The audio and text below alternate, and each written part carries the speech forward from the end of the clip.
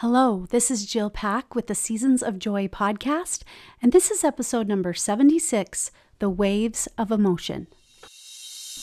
Are you a woman of faith who is struggling to navigate your current season of life? Do you feel like life is just happening to you instead of for you? My name is Jill Pack. I'm a certified life coach and a member of the Church of Jesus Christ of Latter-day Saints. And I want you to know that no matter your season or circumstance, it is possible to create a more joyful life. And I would love to show you how. Are you ready? Let's go. Hello, friends. Welcome to the Seasons of Joy podcast. I'm so happy you are here. Before we get started on today's episode, I wanted to remind you about An Awakening retreat that's going to be held on October 5th through October 7th in Bear Lake. I am so excited about this year's retreat, and I have some special guests that are bringing so much goodness to this experience. One of those guests is a presenter, and her name is Amber Williams. She is an assistant professor in the Outdoor Product Design and Development Department. But this isn't why I'm having her come to our retreat. Amber is a burn survivor. She and her son survived a home propane explosion in 2004, and they have experienced numerous surgeries, recoveries, and miracles. As a result of her experiences as a burn survivor, she spends a lot of her time volunteering in various programs to help other burn survivors. She has come to discover the power in accepting oneself and overcoming obstacles. Her story is a powerful one.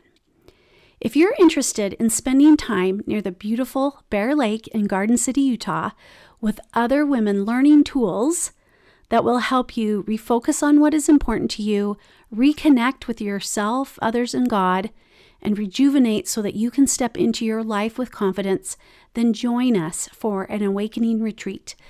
Click the link in the show notes, and I would love to have you there. Now on to this week's episode. I want to share something that I recently taught in a presentation that I did.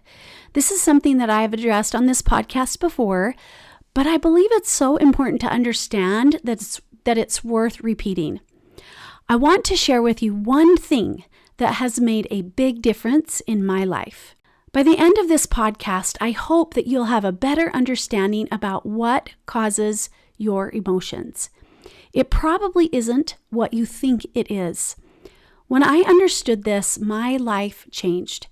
And so I'm going to share with you a simple way to feel something different when you are ready to.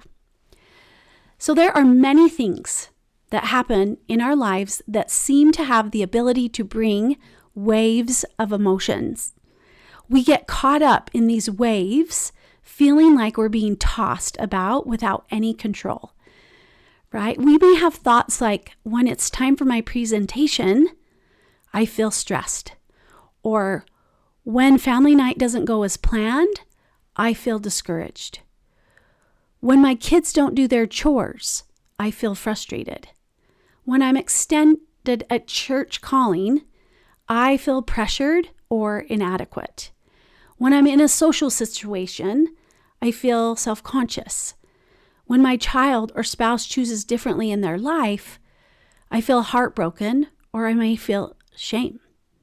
The problem with this way of thinking is that we believe that we are at the mercy of our emotions, that they just happen to us because of the things outside of us, right? This causes us to get caught up in these waves of emotions, believing that we can't catch a break.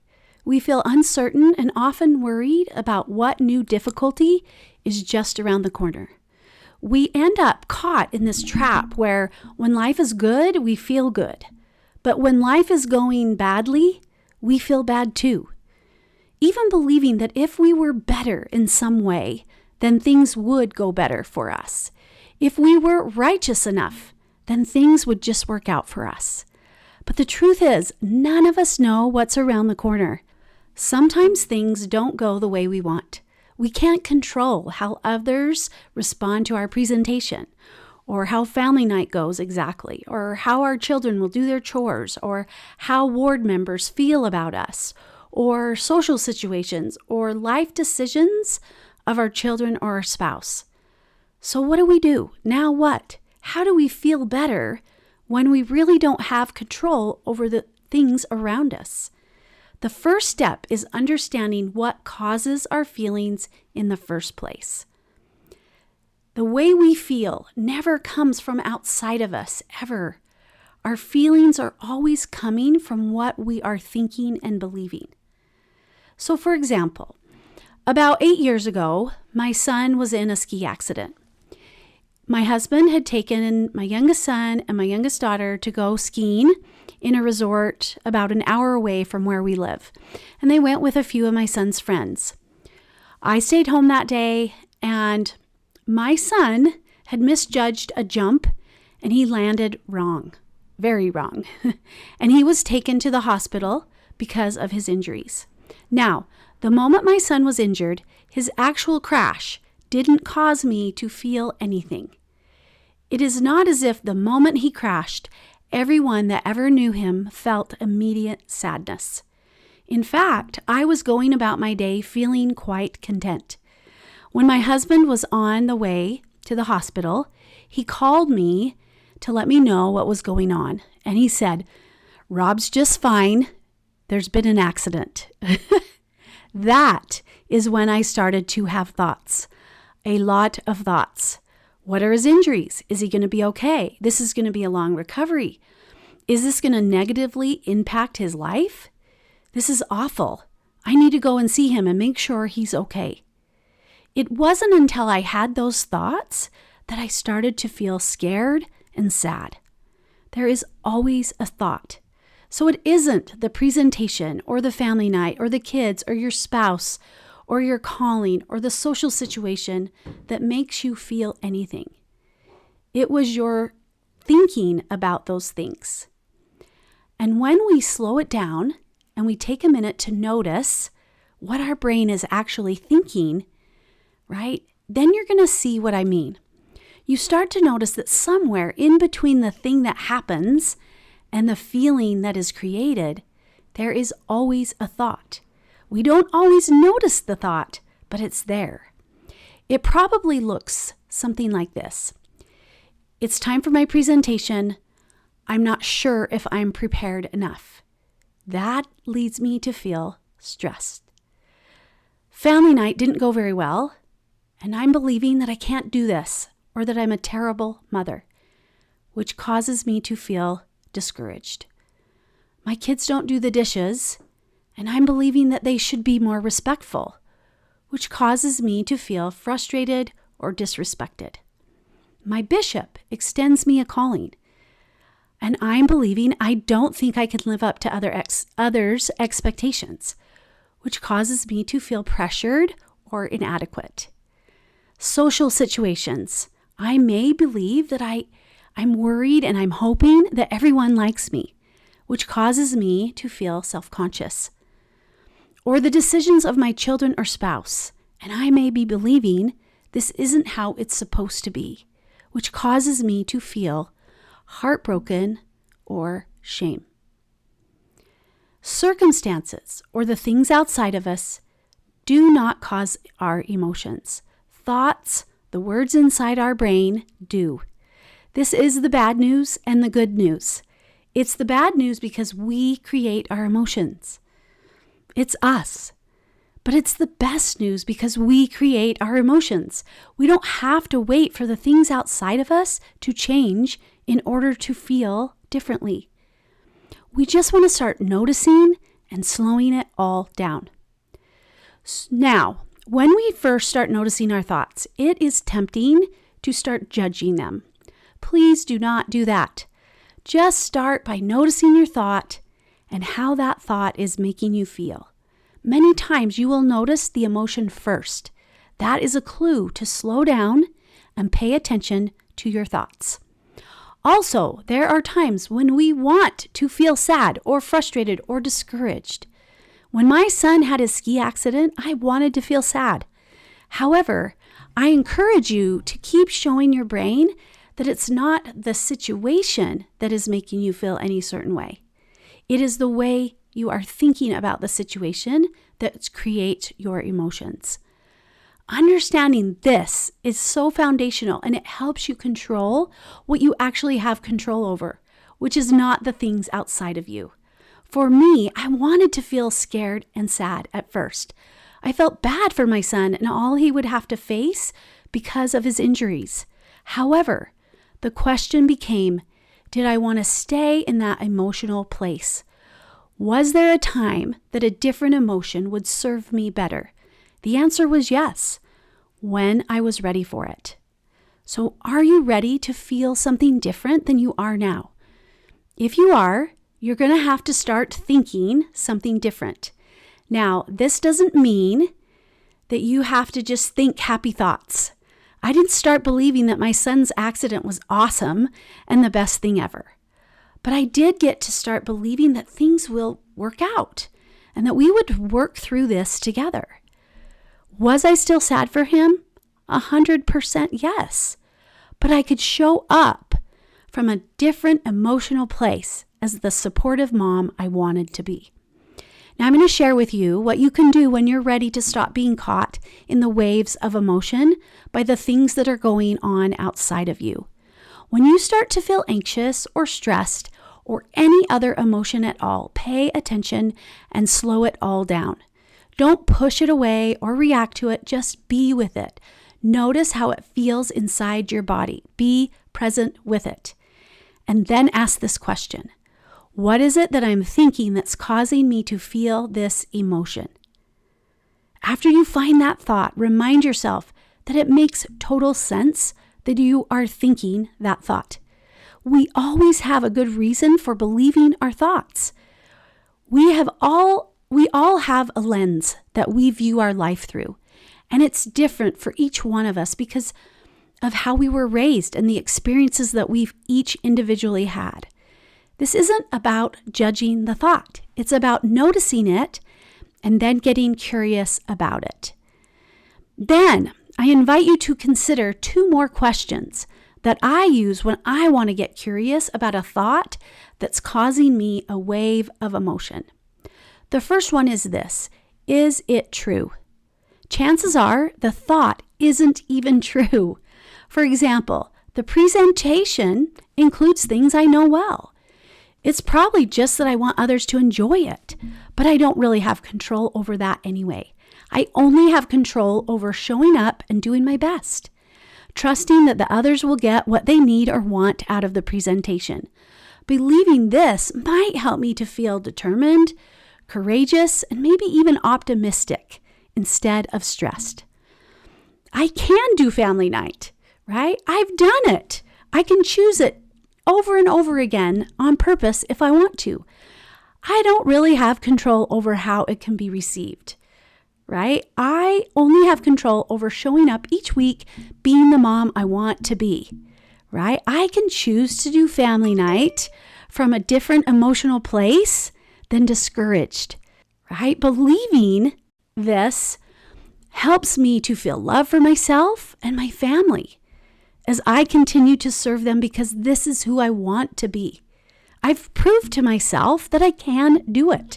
I've done it. Should our kids be more respectful? Well, the truth is, they are kids. They're learning how to navigate their age. It's pretty normal for kids to not want to do the dishes, and it doesn't necessarily mean they're being disrespectful. It could be that they just don't want to do the dishes, which is very age appropriate. You can put certain rules and expectations as a parent in place, as well as the consequences that will come if they aren't followed, right? However, you don't have to be caught in a wave of emotion and react in frustration to do this. You only have control over the mom you want to be.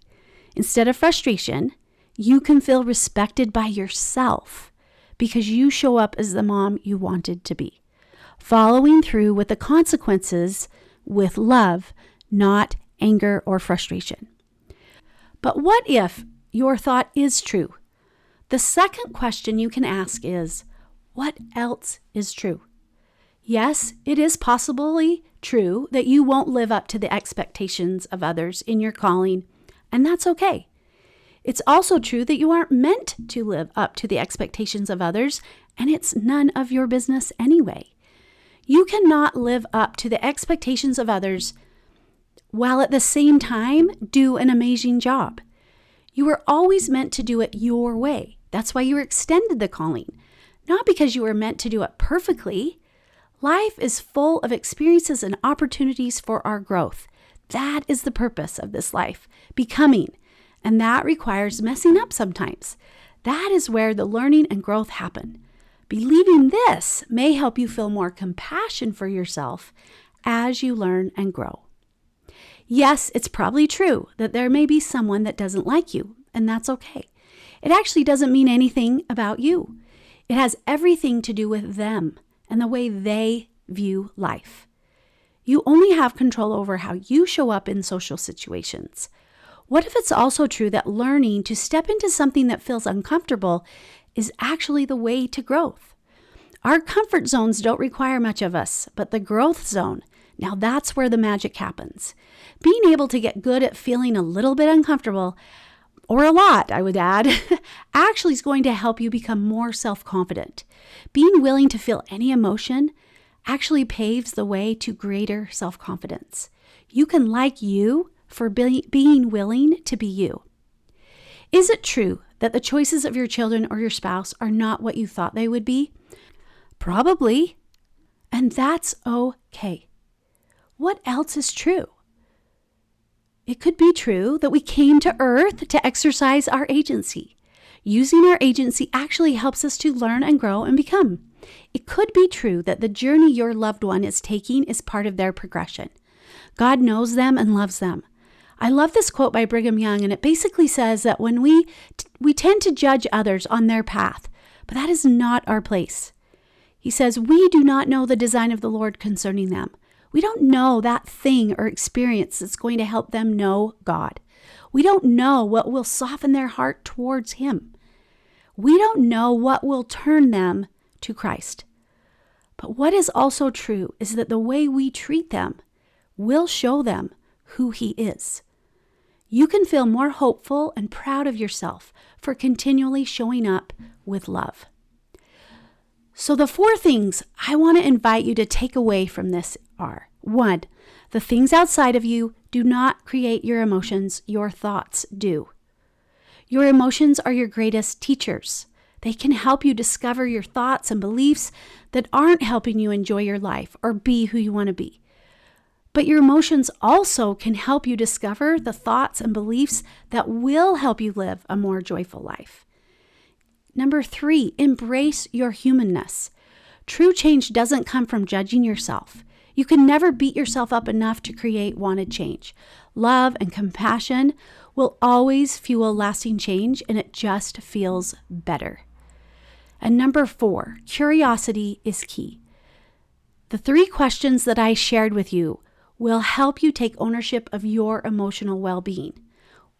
And they are: what am I thinking while I feel this emotion? Is it true? And if so, what else is true? So these 4 things will help you when you are ready to feel something different. They will help you to begin to take more ownership over your emotional well-being.